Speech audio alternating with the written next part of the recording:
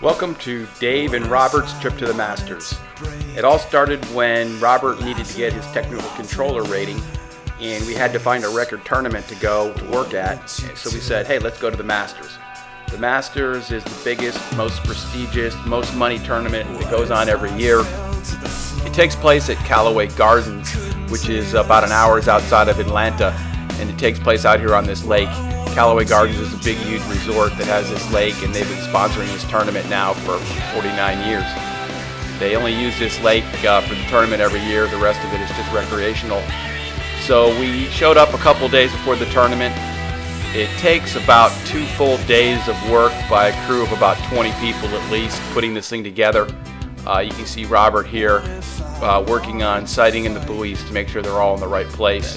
This ensures that the tournament is record capable. Beyond just sighting the buoys in, we have to put all this video equipment, some of it on the roof. This building that we're in right here is the pavilion, and this is where it kind of goes out into the middle of the lake, which is another aspect of this tournament that's different than any other, is the spectators are closer to the competitors than anywhere else that I've ever been a part of.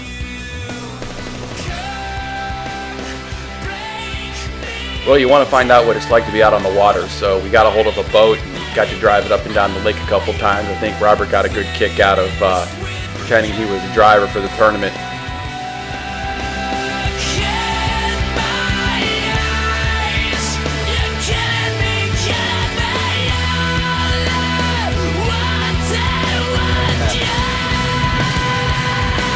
Well, here's the buoy guys. They came down from Canada and helped put in the buoys while we're doing the technical controller work. The first day is the Junior Masters, and here's a couple of jump shots from that event. The concept of this movie was to give you a little bit of a behind-the-scenes look from the tournament. Not cover the whole thing, but just some of the highlights and give you a feel for the back view. There's a good crash. She was okay. Here's Zach Warden. He's on his way to do big things. So here's a view from the pavilion. You can see how close the jumpers are. And he puts out a big one here. Nice turn, strong cut, big kick, big jump. But wasn't big enough. Here's Will Asher during the preliminary round. I shot this from the judges' tower out in the middle of the lake. And you can see he is dialed in for this tournament. And he was definitely the best skier of the weekend.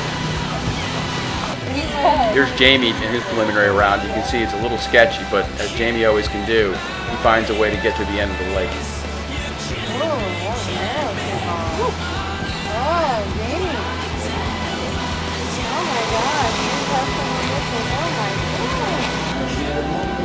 Okay, here's the preliminary jump event. You can see in this particular case the jumpers are actually going in the other direction. One thing unique about the Masters is you can turn the jump around and jumpers can go from different directions. Jarrett. Here's Jarrett Llewellyn. This is the jump after he took a gnarly crash. You can see I'm shooting this from the top of the pavilion while they're coming in this direction. It's an amazing place to watch because the jumpers go so high they're almost level with you.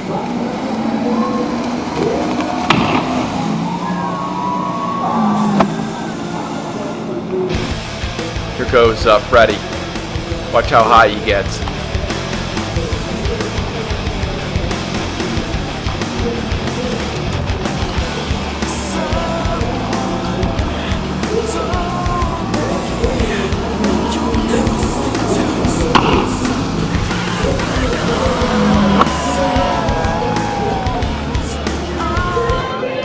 We are at the second day. I had to give you a dose of Stars on the Water.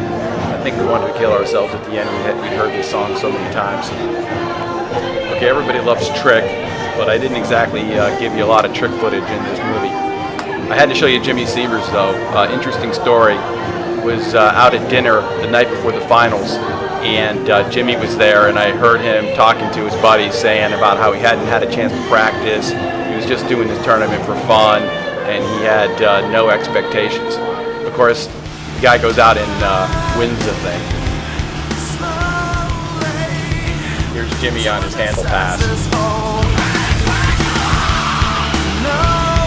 You can hear the boat revving when he cuts across the wake. This was the first major tournament where they used zero off, which at the time was very controversial, but didn't seem to hurt them in this one. On to the women's finals. So here's a few shots of what it looks like in the pavilion and some of the girls on the dock. It's always interesting to see, in my mind, how they prepare and some of their different game-based routines. And the competitors are all right next to each other before they go out. This is the finals.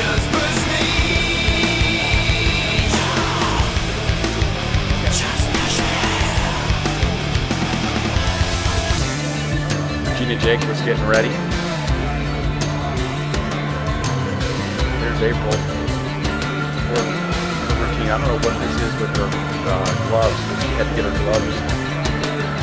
Thread on her gloves cut off. Okay, you'll see here I took the luxury of stealing some shots from the webcast. She knows now she can be the champion, and it's only 3 boys plus away from where she is right this moment. This is a huge moment for this lady who desperately wants to take this title home to Lillington. She needs a good gate and a good ball one. She's got around boy 1. She snaps around boy 1. She looks a little early on 2. Now can she get around 3? She's nailed 3. Can she get anything better? Oh! That close to winning the thing. Here they are on a little hug before the runoff. So now it's April against Regina in a runoff. It's a tough call. A slight little head breeze, which will help to give her a little more control over that slalom ski.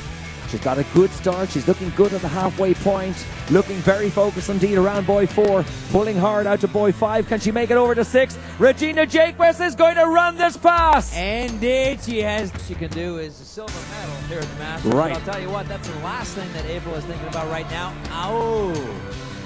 Bit off a little too much at ball 1. April is down early, but what a terrific effort. She'll take home the silver, and that means our champion is Regina Jacobs for this 49th Masters Women's Slalom event.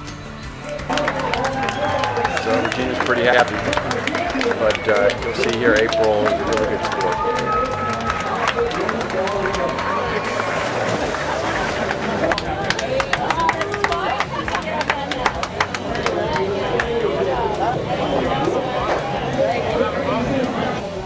Okay, on to the men's final. Some selected skiers on the dock. Drew Ross, Will Asher, and Chris Parrish coming up. Parrish always is the most intense guy. Will's looking pretty calm.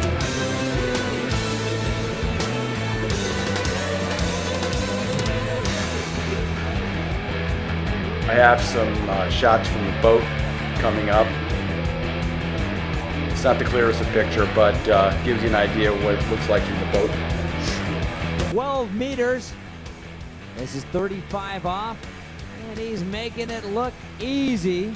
Boat's running slow, Joel. It can't be that easy. He didn't even straighten his arm there. Watch him pull out through the gate and around ball 1. He looks good at 1.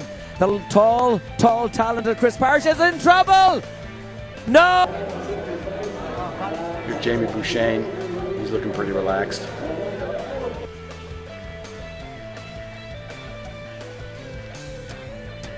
Good start. 38 off. And around 2. Solid around 3. Looking nice around 4. Is he going to run this? He's out to 5. Can he get over to 6? Jamie Bouchain is going to get around 6. Yes. And Jamie Bouchain, anything better than 5 on this pass will make him the 49th Masters Slalom champion. Remember, he is the defending champion. If he could add the 49th to the 48th, that looks even better. Or is it Will Asher who holds on to 5? Watch out, ladies and gentlemen, boys and girls. Jamie Bouchain is now in the course. He's around boy 1. He's getting closer to 5. He is now around round 2. He's getting closer to 5. He's now around 3. He's getting closer to 5. He's now around 4. Can he get out to 5? Oh! We're out there to pick up the gold medal for the Asher family will be the past World Slalom champion, Will Asher.